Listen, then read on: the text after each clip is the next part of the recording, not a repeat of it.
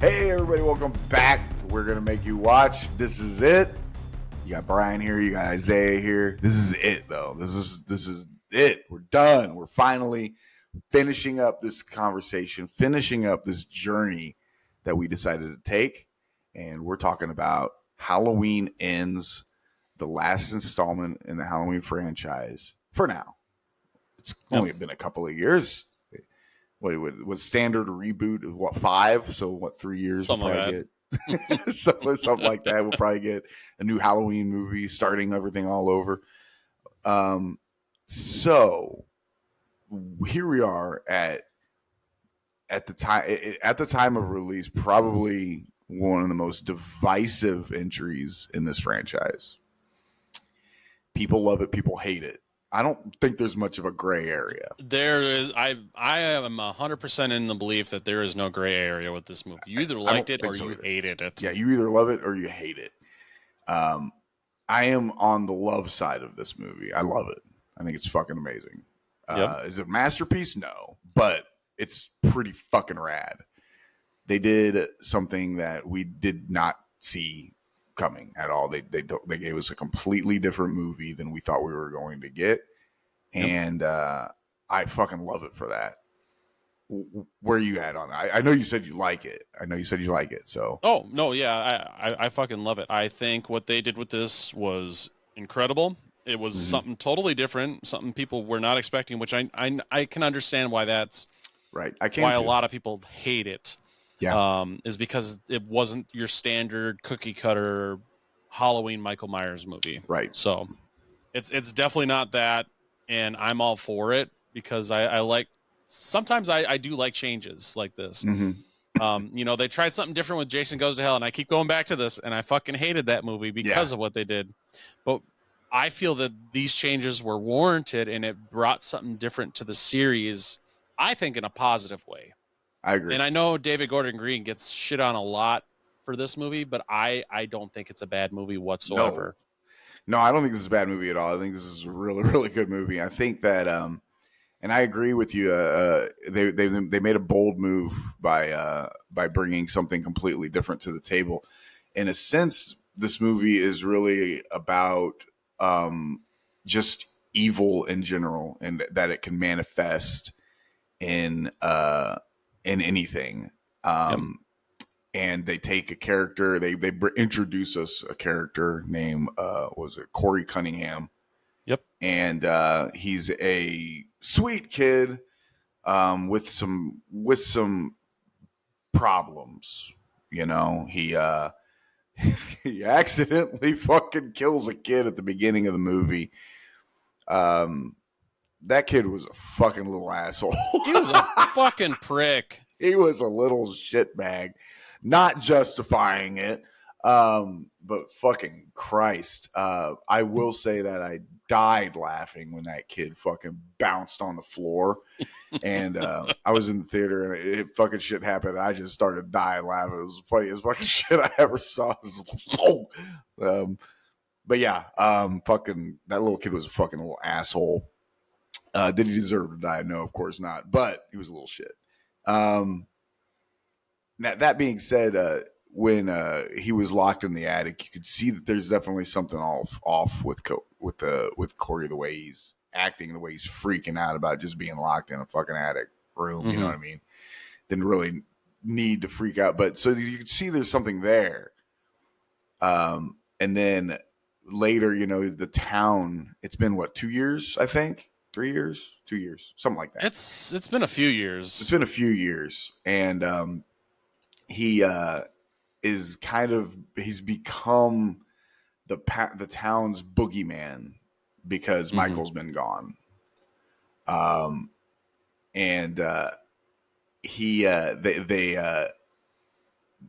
they look at him like he's a fucking monster, just like they used to look at Michael.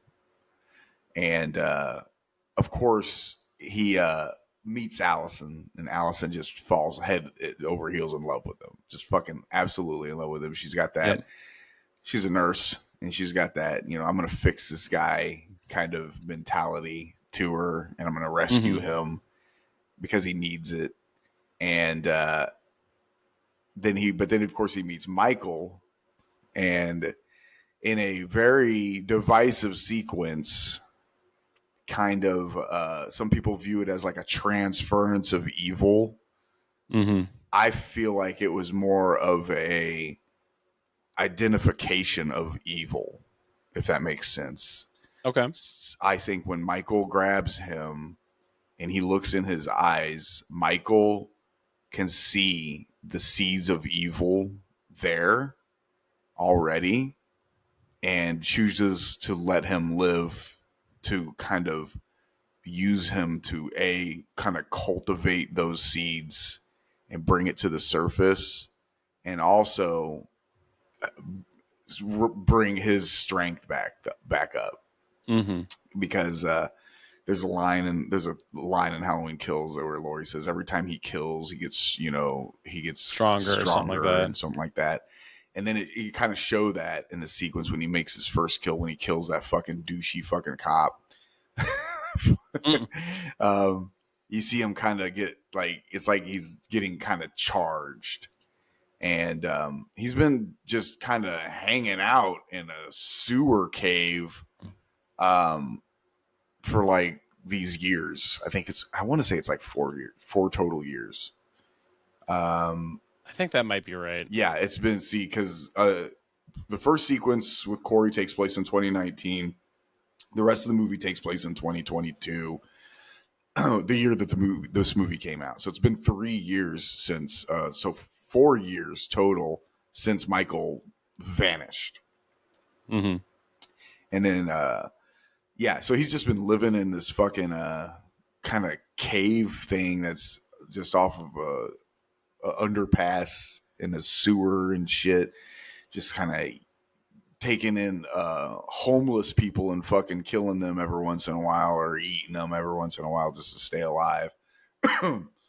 And he's weak, and Corey and him kind of have this mentor-mentee relationship. It seems like Michael's kind of showing him how it's fucking done, and he kills that douchey fucking cop that was a fucking future fucking wife beater for sure. 1,000 fucking percent. Right. He definitely was gonna beat his wife. You could see it. But yeah, this movie's a lot of people have a problem with the focus of this movie being kind of on Corey and the cultivation of the evil within him. Yeah. Because he actually, like, he takes over for a second. He he takes the mask and he becomes the shape for a small portion of this movie. And honestly, that's where I loved it the most, because it felt like it felt like a transference of like responsibility of this. Yeah. Almost with him taking the mask, and then like that junkyard scene or whatever where he worked. Yeah. Fixing cars. Those fucking band fucking pricks. Mm-hmm. Yeah. Like that felt so cool just to see that and to see something different, because he obviously doesn't move like Michael. He's moving really quickly. Yeah. And like taking all these people out, it felt different, and it felt like I don't know, it just felt fresh. It did. Something different. And the thing with this movie that I really fucking hate is all the people that complain, oh, we don't get a lot of Michael in this movie. You don't get a lot of him in the first movie either. You honestly get almost the same amount of time in the first movie as you do in this fucking movie. Yes. That should be like a non-starter fucking argument about not having enough Michael Myers. Because the first Halloween is universally loved, and you hardly get Michael in that too. Right. Yeah. So that should be like a non-fucking argument whatsoever. I agree completely. Because it's stupid. It's stupid to argue with that you hate this movie because Michael's hardly in it. He's hardly in the first one. Yeah. So yeah, I agree. So I mean, yeah, it's interesting when people tell me that they don't like the movie, which I get, and you're totally allowed to not like a movie, but it's interesting when people say that they don't like it because of things like that. And I'm just like, oh, okay, that's fair. I mean, I guess, but like my biggest one that I hear is like, it wasn't like any of the other Halloween movies. And I'm like, dude, you have 12 other movies to watch then. You know, and honestly, let's not be an idiot. Let's be real here. Most of those 12 movies aren't very good movies. Right. So they made a movie that's not like those 12 movies to try to make something different. And you know, if it didn't hit for you, I get it, man. I Yeah. understand. And hey, by all means, go watch Resurrection or whatever it is that you love. Right.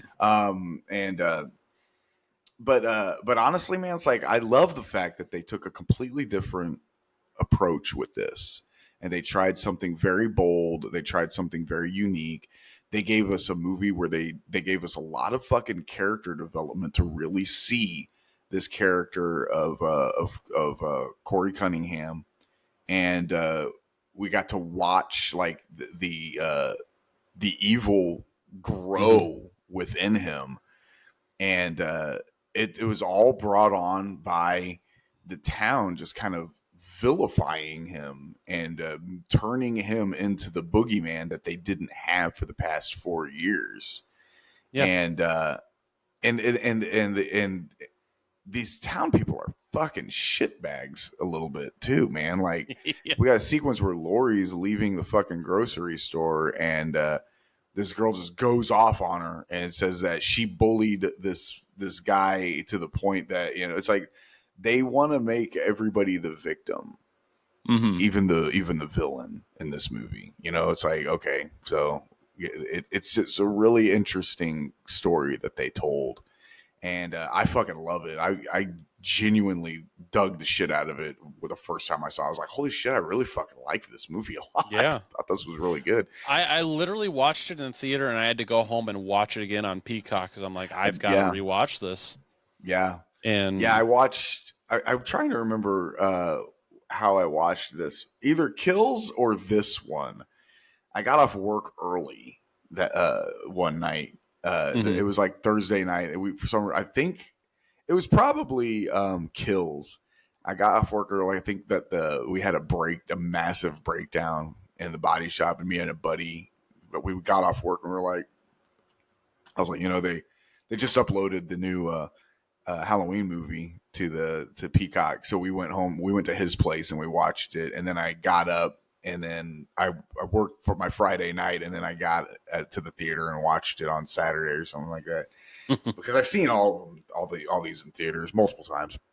Yeah, I think I went and saw Kills in the theater like 3 times, and I saw Ends in the theater like 2 or 3 times. But I saw 18 in the theater multiple times. I saw that in theaters more times than I'd like to admit. Yeah. Yeah, I've spent a lot of money on these movies. Yeah, man, I do. I like this movie. I think it's pretty fucking rad. I think the kills are pretty fucking rad. Even the kills with where Corey was had taken over the identity of the shape. He went and killed all them fucking band nerds. We already talked about that. He killed the radio DJ. The tongue spinning on the vinyl. Yeah. That was great. On the turntable. I think that was Diana Prince, Darcy the Mail Girl, in a little cameo. Killed her.